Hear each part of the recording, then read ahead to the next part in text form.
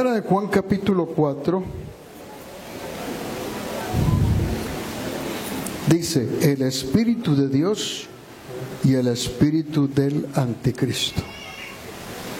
Dice así: amados, no creáis a todo espíritu, sino probad los espíritus si son de Dios, porque muchos falsos profetas han salido por el mundo. En esto conoced el Espíritu de Dios. Todo espíritu que confiesa que Jesucristo ha venido en carne es de Dios. Y todo espíritu que no confiesa que Jesucristo ha venido en carne no es de Dios. Y este es el espíritu del anticristo, el cual vosotros habéis oído que viene y que ahora ya está en el mundo. Amén. Ahí sentaditos oramos. Padre Celestial, te damos gracias en esta mañana por tu palabra. Yo te lo pido, Jesús de la gloria, nos respaldes, que esta palabra quede en la mente, en el corazón de nuestros hermanos. En el nombre de Jesús. Amén. Juan está escribiendo a los hermanos cómo debemos identificarnos con Jesucristo según su carne.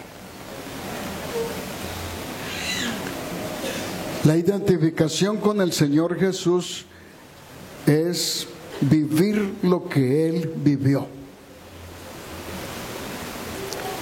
Podemos notar que todos los que no eran de Dios no creían en Él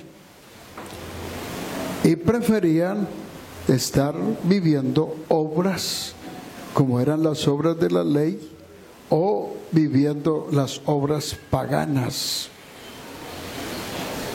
para sentirse bien, mucho menos identificarse con lo que es el amor y el sufrimiento de Cristo. En la Biblia, en Jesús encontramos que Él se identifica siempre con una cruz.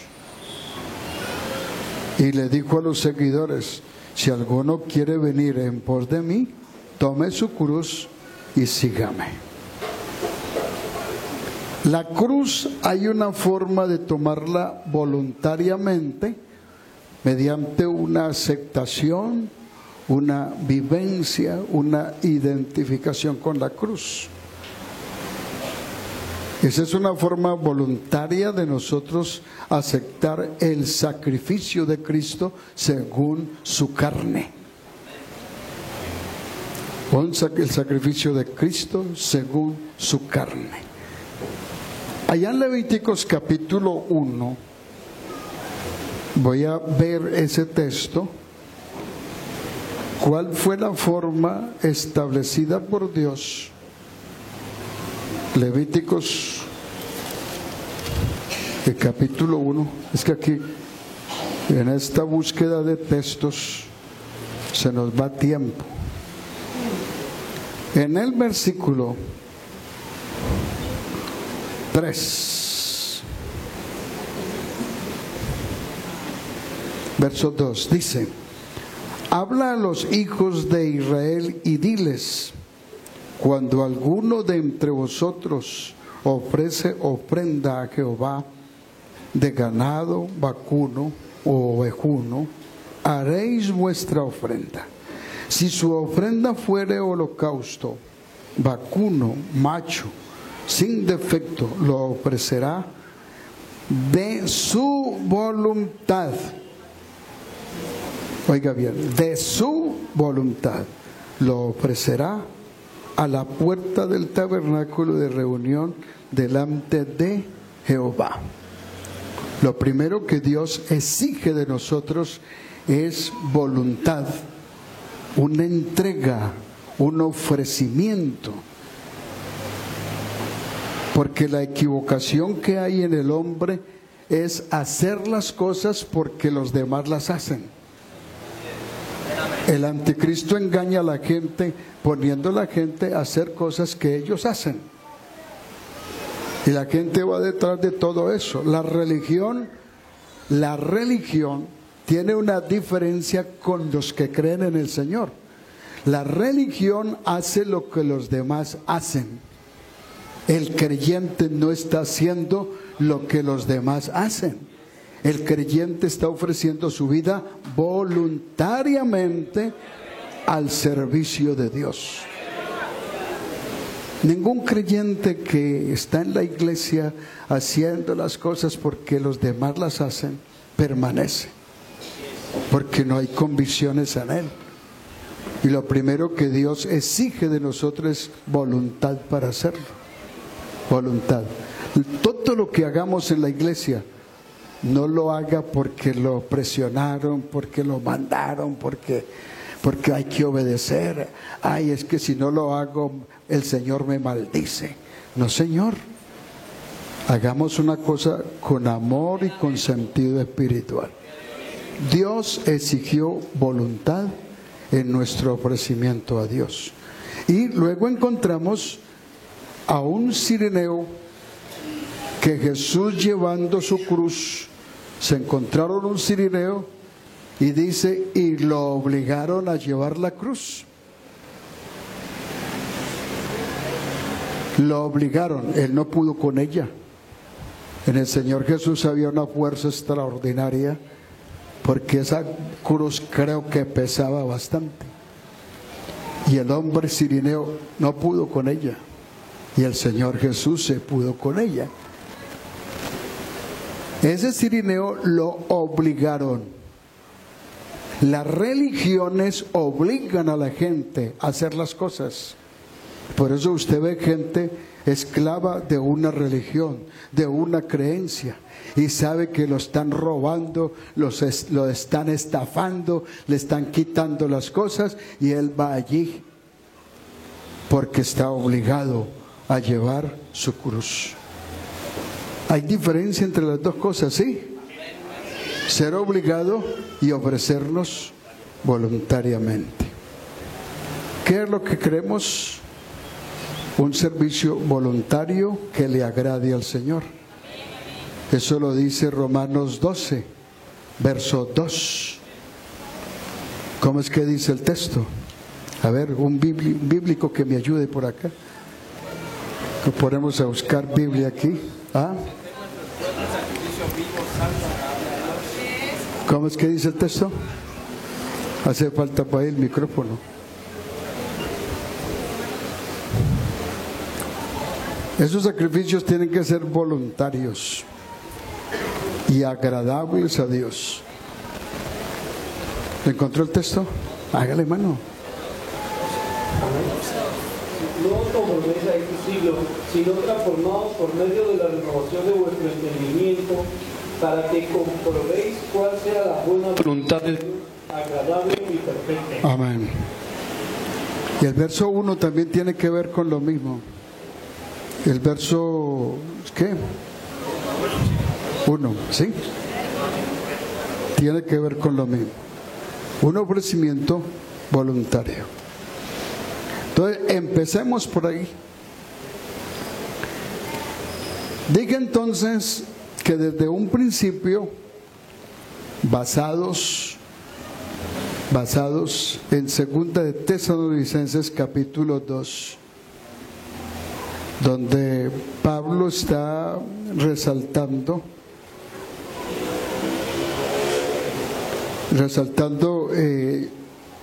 la manifestación del anticristo.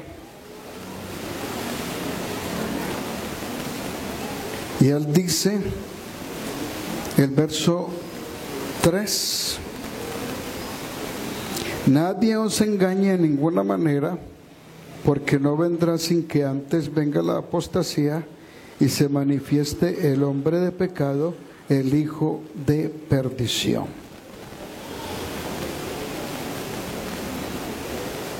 El verso 8 dice, entonces se manifestará aquel inicuo, a quien el Señor matará con el espíritu de su boca y destruirá con el resplandor de su venida. En lo que dice el verso 3,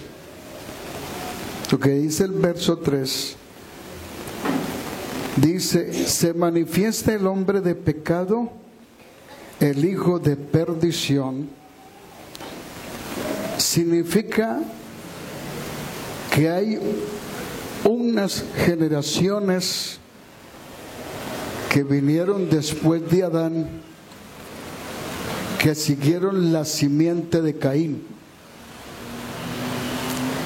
La simiente de Caín era una simiente de pecado, engendrados por el mismo Adán. Significa que del hombre pueden salir hombres buenos y hombres malos. La cosa es que estos dos personajes, Caín y Abel, son tipo de la simiente de justicia y la simiente de pecado. Dios sigue de la simiente de Caín una simiente de pecado. Y todas las generaciones que se fueron formando, los pueblos, las ciudades, todo se fueron formando bajo esa misma naturaleza pecaminosa. La simiente de, que más tarde fue Seb, es la simiente de justicia, de donde viene entonces una línea de personajes que de por sí, por naturaleza, temen a Dios, aman a Dios y guardan sus mandamientos. Entonces, todo el que se convierte al Señor está dentro de esa simiente de justicia. Hay gente que es religiosa y equivocadamente está allí. No han entendido que la religión no salva. La religión lo que hace es ser esclavos, servidores del enemigo. Pero la simiente de justicia crea en nosotros un temor, una necesidad, un reconocimiento a la obra de Dios. Y por eso hay hombres que se van convirtiendo al Señor, porque van dentro de esa línea de justicia. Por eso encontraremos hombres que nunca se convierten al Señor y no entenderán las cosas de Dios. Vean las maravillas, vean las obras, vean lo que vean, nunca se convertirán al Señor. Entonces, lo que ha hecho Dios con nosotros es ubicarnos dentro de esa línea de justicia. Por eso usted ve en la Biblia que la iglesia es mirada por el Señor desde la fundación del mundo. En el libro de Mateo, capítulo 25, venid, benditos de mi Padre, heredad el reino de los cielos preparado para vosotros desde la fundación del mundo. Es decir que no había llegado el tiempo, pero ya el Señor nos había mirado allá. Nos había mirado allá, separados y preparados para Él. Dijimos entonces que la voluntad del hombre está a escoger para dónde coge. ¿Escojo mi salvación o escojo también un camino de pecado?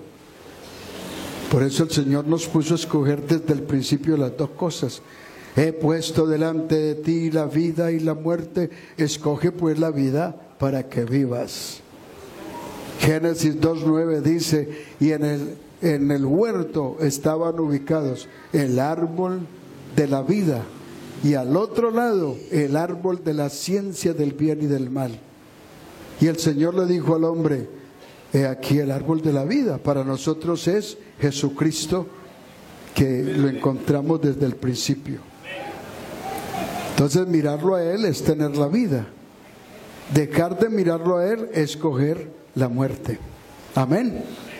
Entonces seguimos mirando que hay un hombre de pecado que viene desde el principio.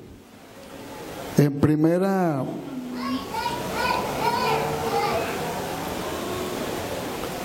de Juan capítulo 3 verso 8, a ver los micrófonos, los expertos bíblicos, los estoy esperando que me ayuden. Primera de Juan capítulo 3 verso 8.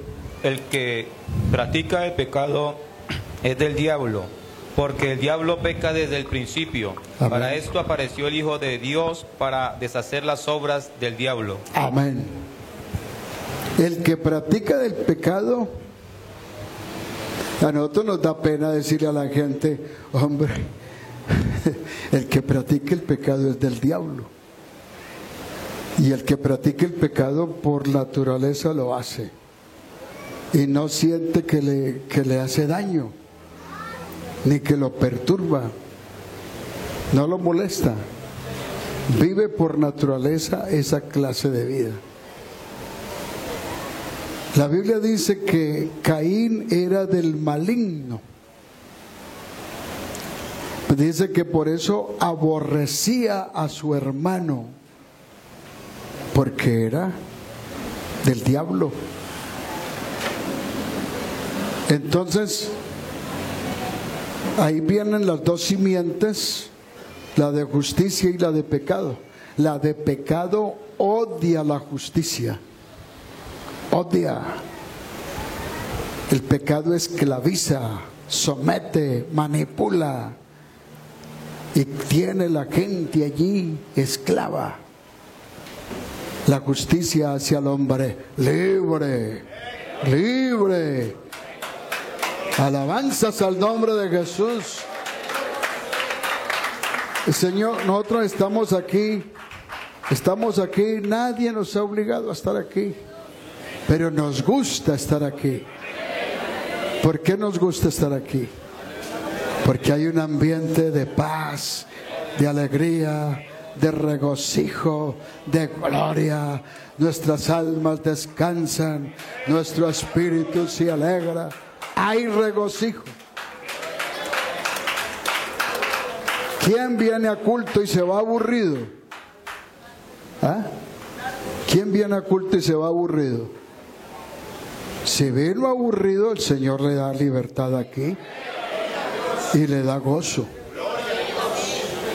A ver, tenemos entonces otros versículos que queremos seguir acompañando. Vuelvo a recordarles que la naturaleza del diablo es la mentira, hurtar, matar, destruir, cometer homicidios. Dice cuyo advenimiento es por obra de Satanás.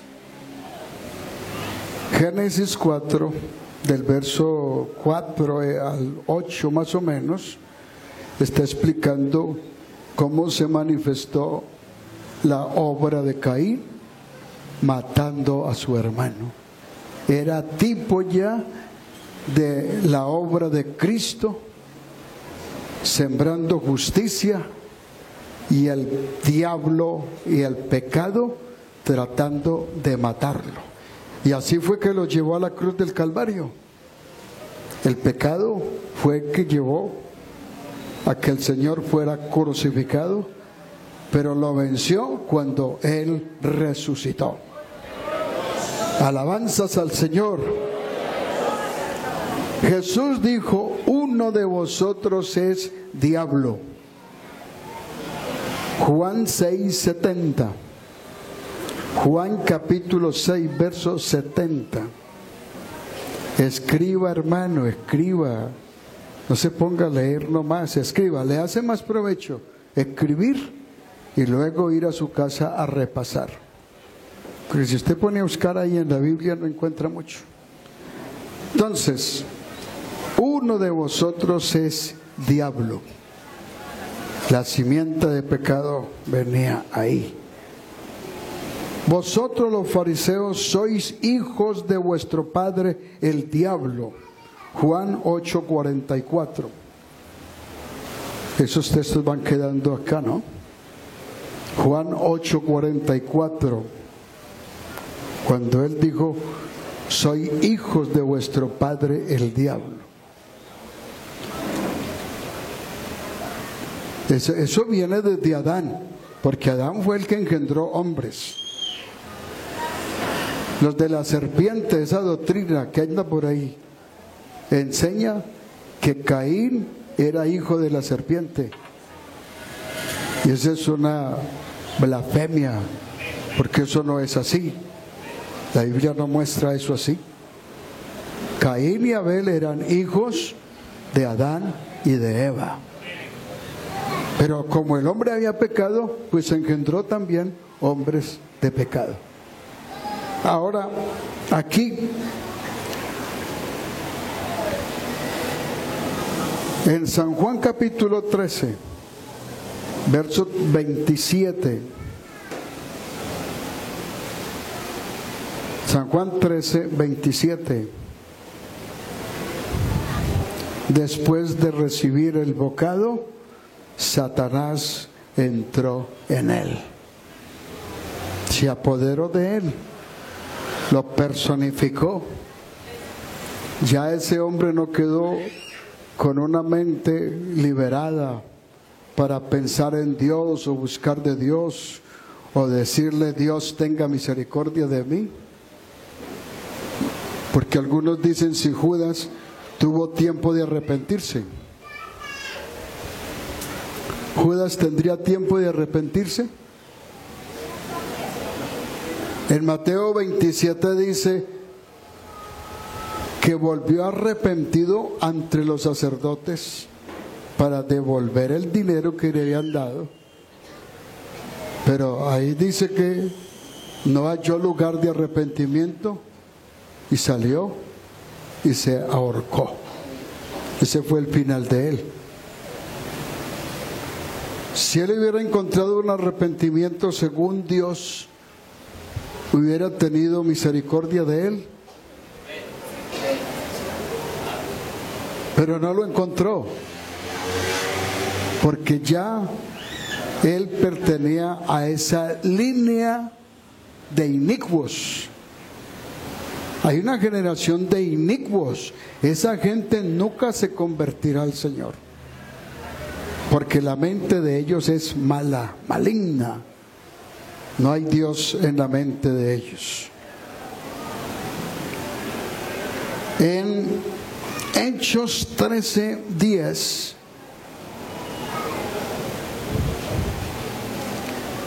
cuando Pablo reprendió este principal que causaba obstáculo a la conversión de uno de los gobernantes, Hechos 13:10, le dijo, enemigo de toda justicia, hijo del diablo.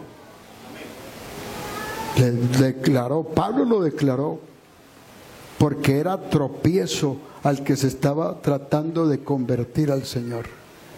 Sacaba de la mente de él la verdad e introducía la mentira.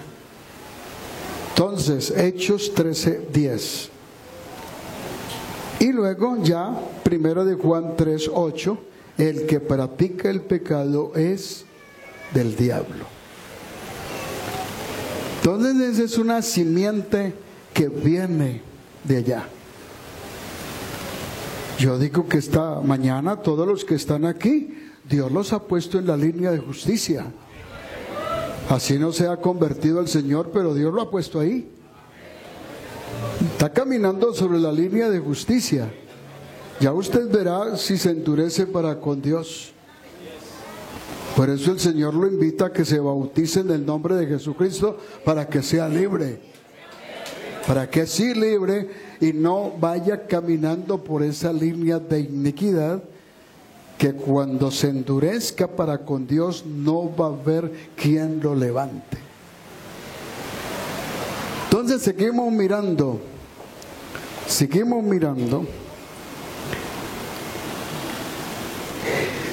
El hijo de perdición son aquellos que nacieron destinados a esta condenación. El hijo de perdición, hay gente que está destinada a una condenación eterna. Entonces algunos se van a la predestinación y dicen es que hay gente que está predestinada a ser condenada. No hay gente predestinada a ser condenada, porque Dios le ha dado voluntad.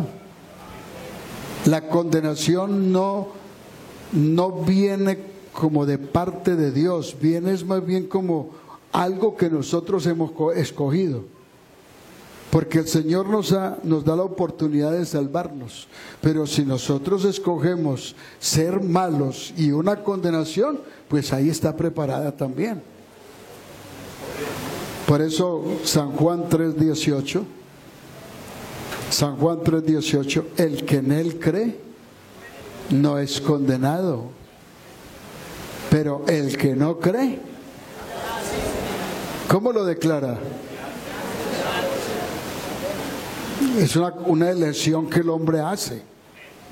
Dios no vino para condenarlo, el Señor Jesús vino para salvarnos.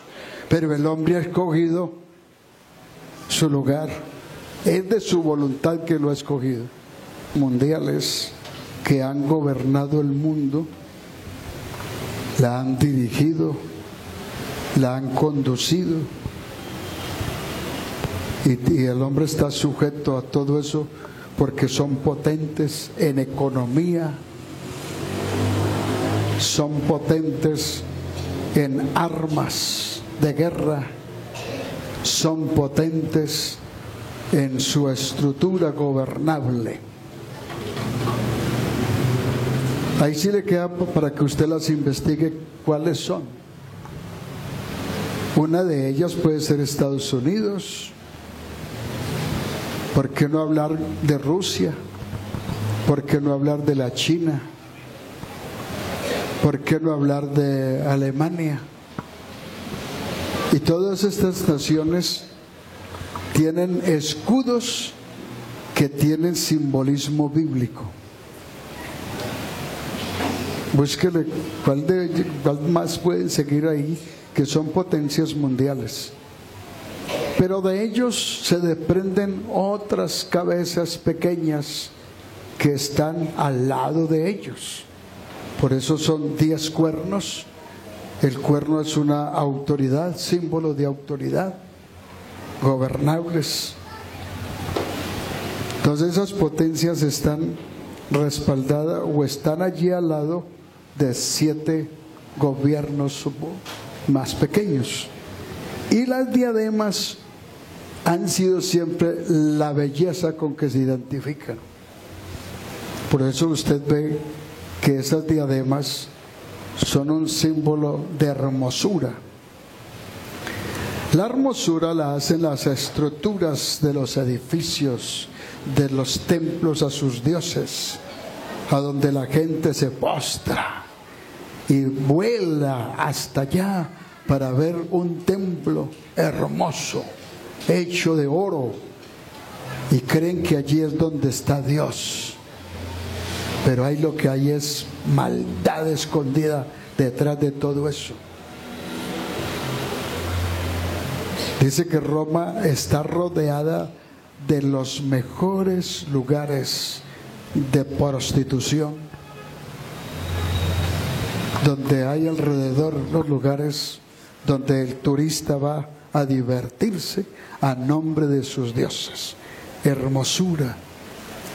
La televisión se presta para presentar toda esa hermosura de la música, de la escultura, de la forma de ser, la belleza del hombre. No hay nada malo allí, todo es bonito y hermoso. Ese es el atractivo del mundo. El dinero, todas estas cosas van allí, la ciencia, la sabiduría del hombre. todo tiene una apariencia de hermosura.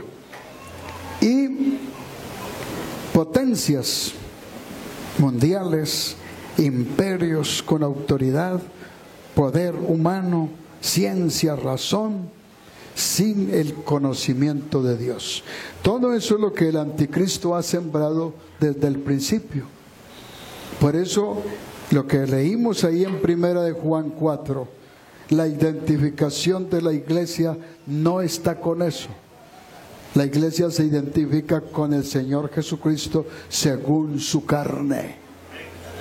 La lucha, el sufrimiento, el renunciar a todo esto que el diablo ofrece y escoger estar humildemente glorificando el nombre del Señor.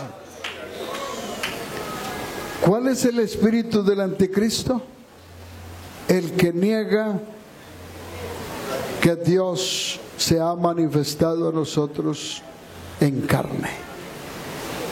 ¿Por qué? Porque la gente no quiere algo que los lleve a sufrir con el Señor.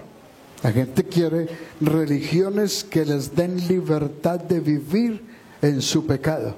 Por eso buscan la religión y las creencias donde tengan libertad de vivir mundanamente. La iglesia del Señor nos identifica con la libertad mundana. La iglesia del Señor se identifica con el sufrimiento de Cristo.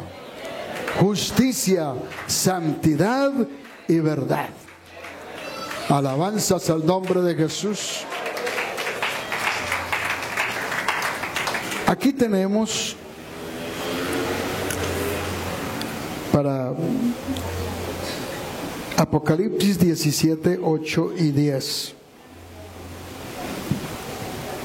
Necesito a alguien que lea el texto. Apocalipsis 17, 8. Amén. La bestia que has visto era y está para subir del abismo e ir a perdición. Y los moradores de la tierra, aquellos cuyos nombres no están escritos desde la fundación del mundo en el libro de la vida, se asombrarán viendo la bestia que era y no es y será. Miren ustedes, es y no es y será. ¿Pero qué quiere decir eso? Porque es un espíritu. Es un espíritu que se ha apoderado de la vida de todos estos hombres gobernantes que siguen la línea del anticristo. Es muy difícil usted captar la maldad que se esconde debajo de los gobernantes. El gobernante le presenta a usted una apariencia de bueno, de justicia, de obra social, pero por debajo va su maldad. Y por eso ellos no son capaces de gobernar. Es, no es y será, porque esa es la actuación de un espíritu diabólico. ¿Qué encuentran ustedes en el texto? En el texto encontramos, miren bien ese texto, les voy a dar tiempito que lo miren detenidamente. Estamos en una enseñanza. Les voy a dar tiempito que lo observen detenidamente, diciendo: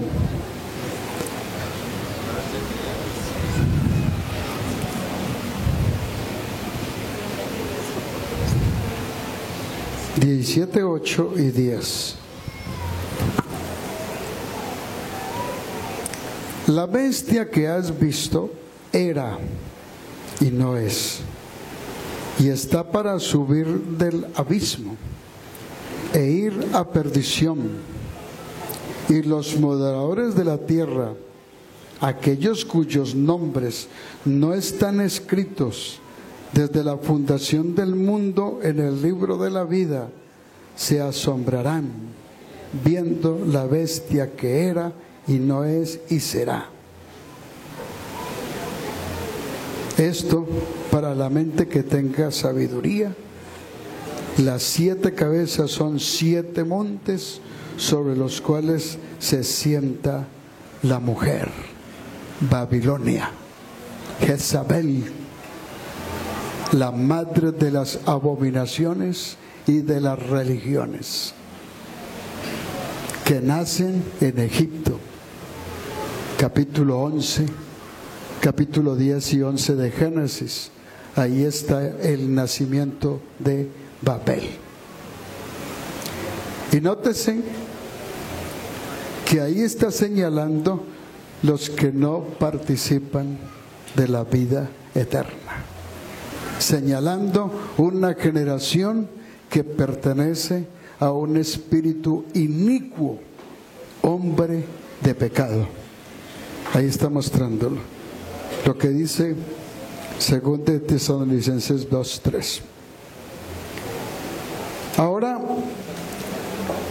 según Daniel capítulo 7, 4 y 6,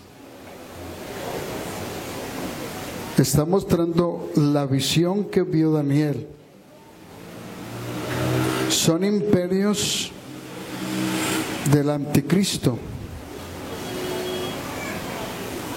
y se ven desde antes de Cristo y después de Cristo.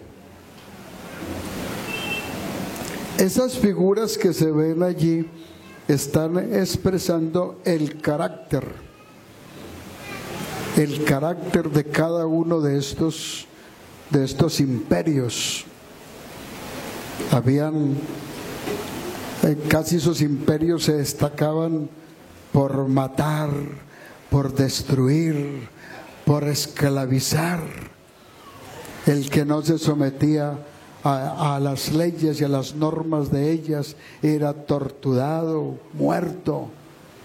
Cuando el Señor Jesús vino, encontró el mundo así, esclavo, servidor del pecado. Esta libertad que nosotros tenemos en el mundo ahora, con democracia, esa libertad fue la que nos dejó el Señor Jesús. Esa es la que tenemos y la que podemos disfrutar todavía, por medio de las cuales glorificamos el nombre del Señor. Daniel miró entonces esa visión y tiene 4 figuras. Está la figura de un león, está la figura de un oso, la figura de un leopardo y una 4ª bestia que se levantó por encima de todos los demás. Esa 4ª bestia es propiamente el anticristo. Apocalipsis capítulo 13 verso 2. Compacte esos 2 textos. Daniel 7, 4, 6 con Apocalipsis 13, 2. A ver, un buen lector. No lo tenemos. Amén. Sí, 13, 2. Y la bestia que vi era semejante, y sus pies como de oso, y su boca como boca de león, y el dragón le dio su poder y su trono y grande autoridad. ¿Quién era el dragón? Directamente el diablo. El dragón era el diablo. Entonces, por eso lo que el diablo busca es personificarse en los hombres que son inicuos. El diablo busca personificarse en gente que no acepta a Cristo por ningún lado. La masonería, los musulmanes, mahometanos, todos estos creyentes de la China, Japón, la India, que adoran a un Dios,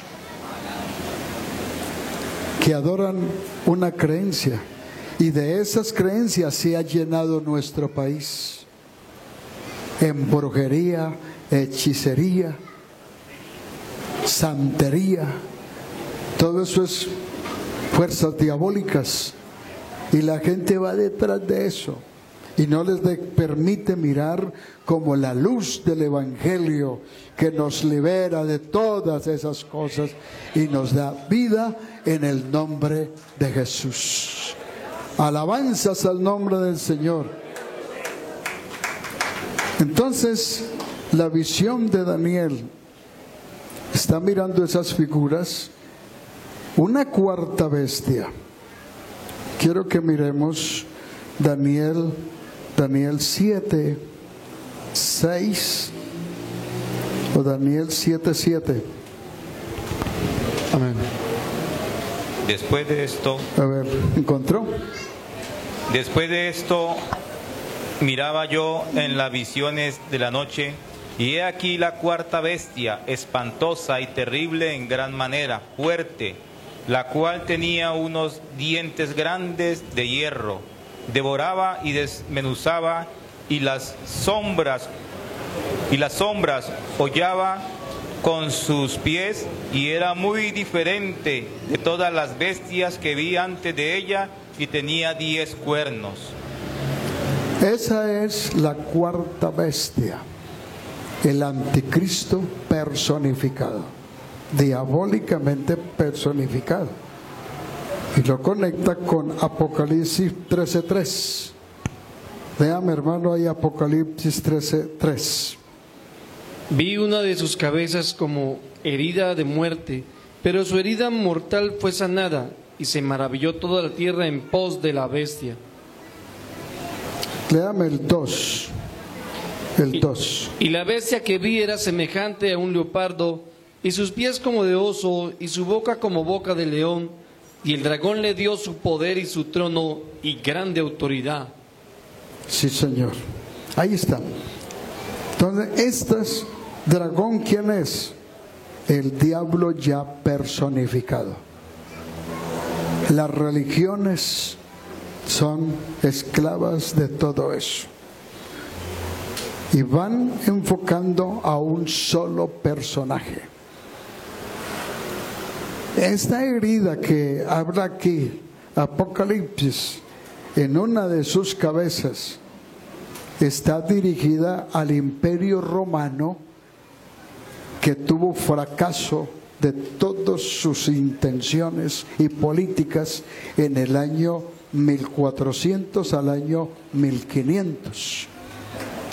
Cuando la Reforma salió, era porque el Imperio Romano estaba en una crisis política, religiosa y económica, y casi se fracasa, casi pierde el imperio que tenía.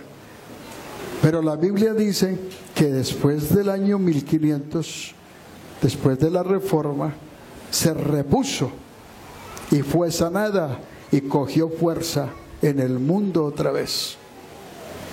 El Imperio Romano volvió a coger fuerza. ¿Y qué pasó después de que cogió fuerza? A ver, leámoslo ahí en Apocalipsis 13, del verso 5 en adelante. Amén. También se le dio boca que hablaba grandes cosas y blasfemias, y se le dio autoridad para actuar 42 meses. Y abrió su boca en blasfemias contra Dios, para blasfemar de su nombre, de su tabernáculo y de los que moran en el cielo. ¿Sigo? Ahí vemos entonces el Imperio Romano, que ha sido la cuna del anticristo. Allí está formado. Voy a dejar así porque ya entramos en 3 años y medio que pertenecen a la gran tribulación y otros 3 años y medio que pertenecen al reinado del anticristo. Voy a dejar hasta allí, hermanos. Ahí les dejo Biblia para que estudien y sigamos mirando bien el capítulo 7 de Daniel y Apocalipsis capítulo 13. Van a estudiarlo bien y continuamos en la próxima dominical con la ayuda del Señor hablando sobre todo esto.